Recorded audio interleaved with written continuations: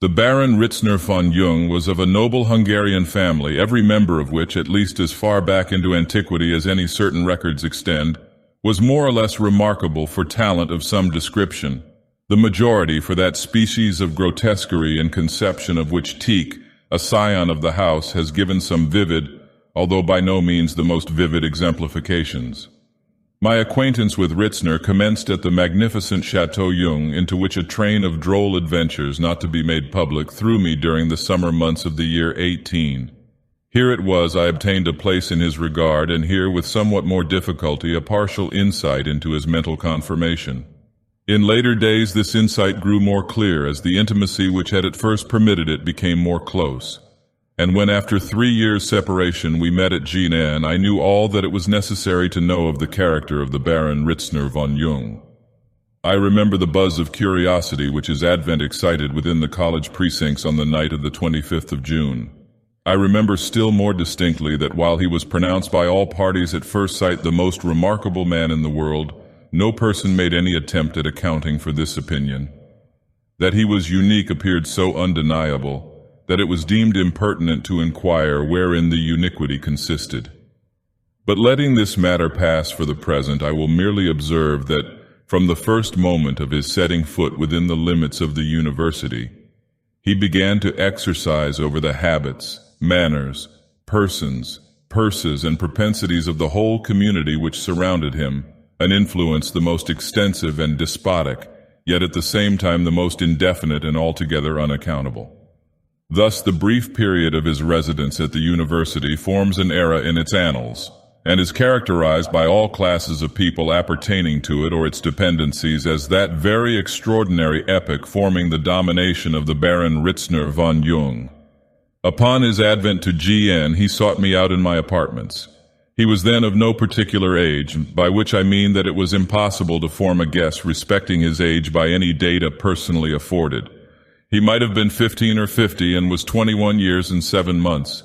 He was by no means a handsome man, perhaps the reverse. The contour of his face was somewhat angular and harsh. His forehead was lofty and very fair, his nose a snub, his eyes large, heavy, glassy, and meaningless. About the mouth there was more to be observed. The lips were gently protruded and rested the one upon the other after such fashion that it is impossible to conceive any, even the most complex combination of human features, conveying so entirely and so singly the idea of unmitigated gravity, solemnity, and repose. It will be perceived, no doubt, from what I have already said, that the Baron was one of those human anomalies now and then to be found, who make the science of mystification the study and the business of their lives.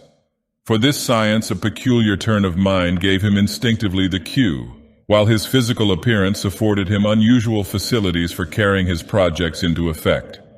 I firmly believe that no student at Gien during that renowned epoch so quaintly termed the domination of the Baron Ritzner von Jung ever rightly entered into the mystery which overshadowed his character.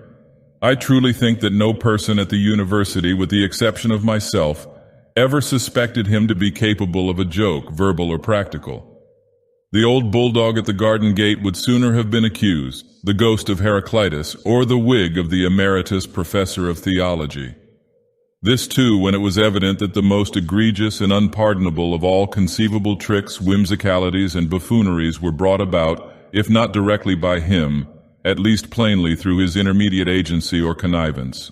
The beauty, if I may so call it, of his art mystique lay in that consummate ability, resulting from an almost intuitive knowledge of human nature and a most wonderful self-possession, by means of which he never failed to make it appear that the drolleries he was occupied in bringing to a point arose partly in spite and partly in consequence of the laudable efforts he was making for their prevention, and for the preservation of the good order and dignity of Alma Mater.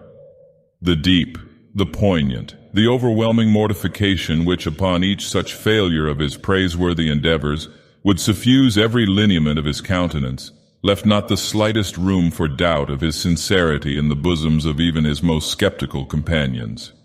The adroitness, too, was no less worthy of observation by which he contrived to shift the sense of the grotesque from the creator to the created, from his own person to the absurdities to which he had given rise.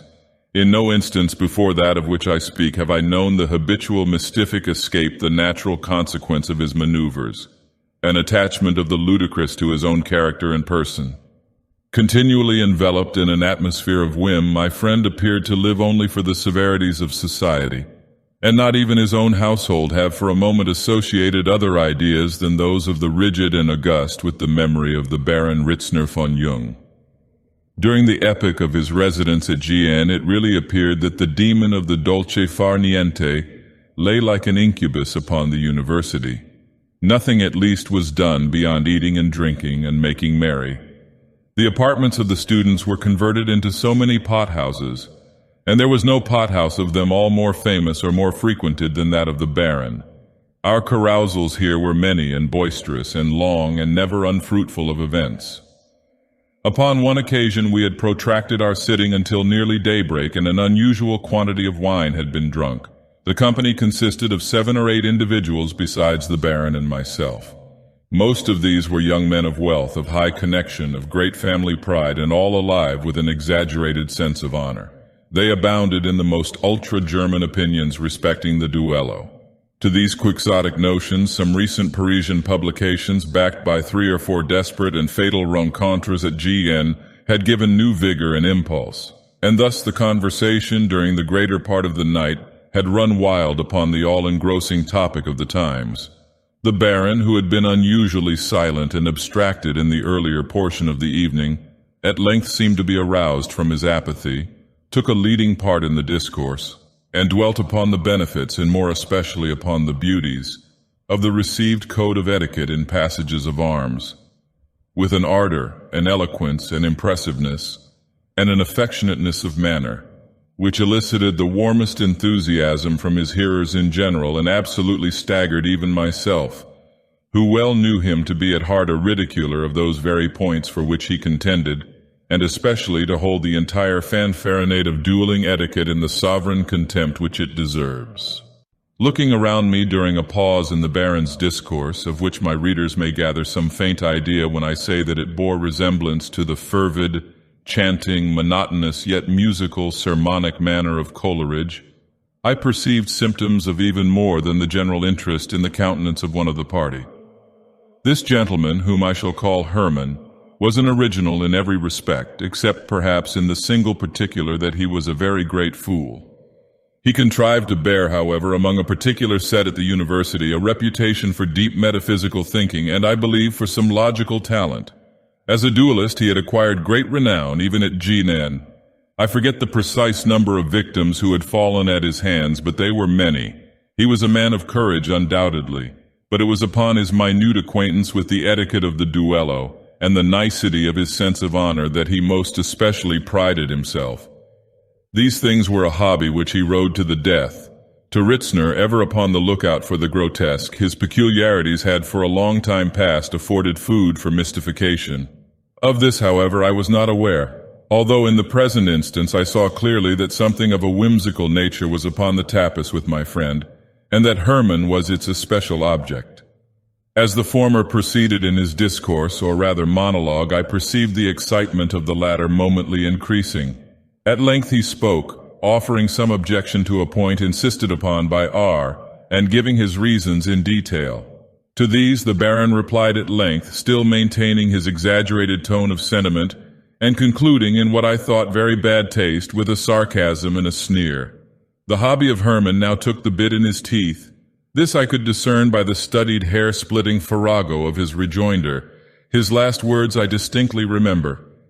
Your opinions, allow me to say, Baron von Jung, although in the main correct, are in many nice points discreditable to yourself and to the university of which you are a member. In a few respects they are even unworthy of serious refutation. I would say more than this, sir, were it not for the fear of giving you offense. Here the speaker smiled blandly. I would say, sir, that your opinions are not the opinions to be expected from a gentleman. As Hermann completed this equivocal sentence, all eyes were turned upon the Baron. He became pale, then excessively red, then, dropping his pocket handkerchief, stooped to recover it, when I caught a glimpse of his countenance, while it could be seen by no one else at the table. It was radiant with the quizzical expression which was its natural character, but which I had never seen it assume except when we were alone together. and when he unbent himself freely. In an instant afterward he stood erect, confronting Herman, and so total an alteration of countenance in so short a period I certainly never saw before. For a moment I even fancied that I had misconceived him, and that he was in sober earnest. He appeared to be stifling with passion, and his face was cadaverously white. For a short time he remained silent, apparently striving to master his emotion. Having at length seemingly succeeded, he reached a decanter which stood near him, saying as he held it firmly clenched, "The language you have thought proper to employ, Mynheer Herman, in addressing yourself to me is objectionable in so many particulars that I have neither temper nor time for specification. That my opinions, however, are not the opinions to be expected from a gentleman, is an observation so directly offensive as to allow me but one line of conduct. Some courtesy, nevertheless, is due to the presence of this company, and to yourself at this moment as my guest. You will pardon me, therefore, if upon this consideration I deviate slightly from the general usage among gentlemen in similar cases of personal affront. You will forgive me for the moderate tax I shall make upon your imagination, and endeavor to consider for an instant the reflection of your person in yonder mirror as the living Mynheer Herman himself.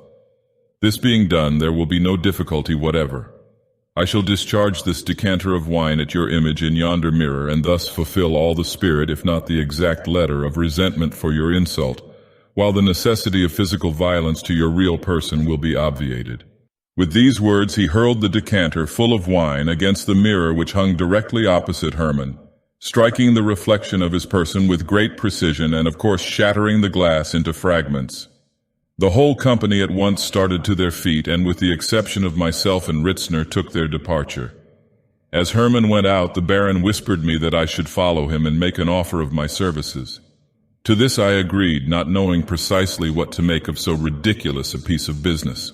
The duelist accepted my aid with his stiff and ultra-recherché air, and taking my arm led me to his apartment. I could hardly forbear laughing in his face while he proceeded to discuss with the profoundest gravity what he termed the refinedly peculiar character of the insult he had received. After a tiresome harangue in his ordinary style, he took down from his bookshelves a number of musty volumes on the subject of the duello, and entertained me for a long time with their contents, reading aloud and commenting earnestly as he read.